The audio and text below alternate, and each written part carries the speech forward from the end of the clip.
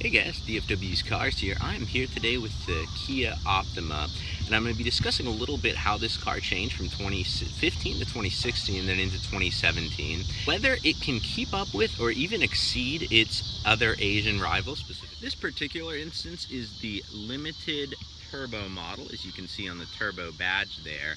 And it's kind of a brownish color, much like mud or a shoe. Although I will say Kia has some absolutely gorgeous colors that you'd want to check out. Or if you're a fan of kind of understated colors like this might be the one for you.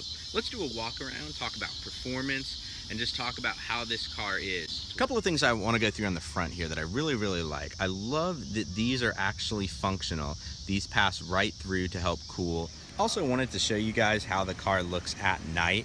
It looks really great. This model has the xenon headlights, definitely an option I would suggest getting. Along the side here, I wanted to point out that probably the most distinctive thing about this car is this metal piece that runs all the way back there.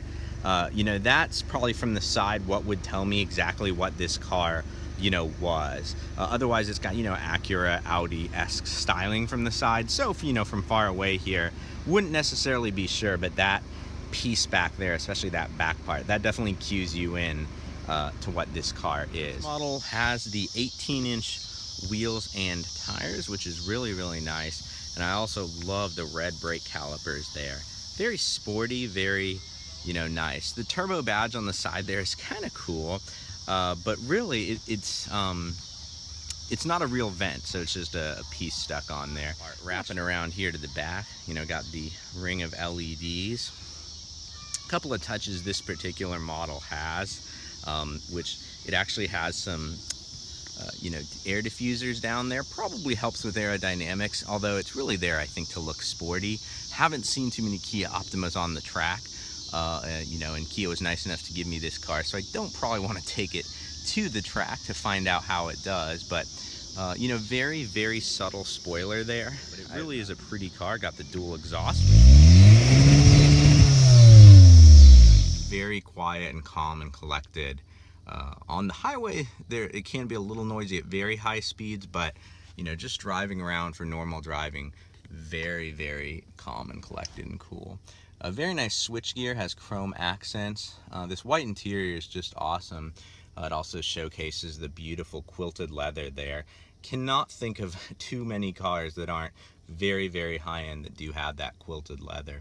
I would love though if this stitching was, say, like black, contrasting to whatever the other interior color was. That could make it look even more sporty yet also elegant.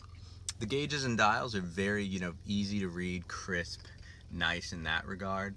The dash is also super wide, super long, and there is stitching on the doors there that's not really leather, but they've definitely given it that leather look. Probably the coolest part of this car from the inside that you'll want to show your friends and neighbors, and I definitely recommend this option, is the giant panoramic sunroof it has, that just goes all the way to the back. It gives it a very nice look and feel, and just makes it feel super open and spacious. All right, now that we're inside, let's just kind of run through some of the features. Obviously memory seats here, a lot of trims have that. You don't need to get the Limited to go for that. This is for the blind spot detection monitoring, so if there's a car over in your blind spot, the mirrors will light up and show you. And also if you put your blinker on while a car is there coming into your blind spot, it will beep at you. Nice flat bottom steering wheel as well, which on the Limited model here is heated. The seats are also cooled on this model. This is one of my favorite features in drive. You press that view button here, and that shows you what's in front of the car, and then in addition to what's all around the car. So in theory, if this would stay on while you were actually driving, if God forbid your windshield got really dirty, you could in theory drive the car with that. So that's really cool that it has that option. Then of course if I put the car in reverse, that camera will switch to the one behind me, but I'll still get that around view feature there. That is pretty cool tech. Let's go take it for a drive and get a feel for what it feels like, what it drives like, and what it's really like on the road. I'm going over some speed bumps now, and it doesn't jostle you or anything like that.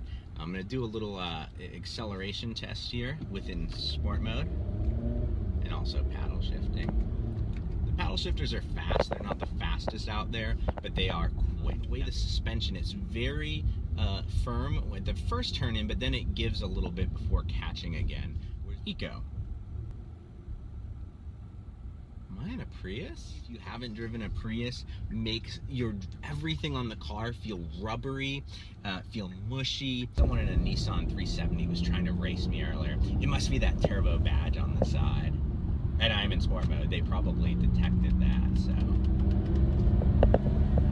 I don't even know if you guys can hear, you know, I'm full out at, you know, almost 7,000 RPM there. And it's just, you don't even really hear the engine. The exhaust is super muted there, so I like the style. The handling is solid. It definitely tends a bit more on the luxurious end than I personally would like, but for the, you know, buyer of this class of car, I think it's one of the better ones out there.